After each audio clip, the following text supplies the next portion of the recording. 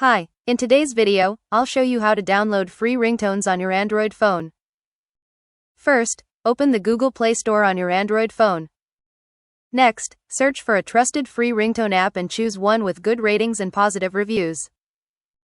Tap Install and wait for the app to finish downloading. Once the installation is complete, open the ringtone app and allow any necessary permissions if prompted. Browse through the available ringtone categories, such as music, classic, nature, funny, or notification sounds. Tap any ringtone to preview it before downloading. When you find a ringtone you like, tap the download or save button, depending on the app you're using.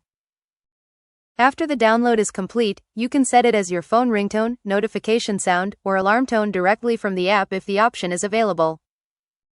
If the app doesn't automatically apply the ringtone, open the Settings app, go to Sounds and Vibration, then Phone Ringtone, and select the downloaded audio file from your device. Before downloading ringtones, make sure you're using a trusted app to help protect your privacy and avoid unwanted ads or malware.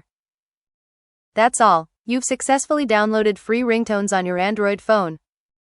Happy watching. Don't forget to subscribe for more.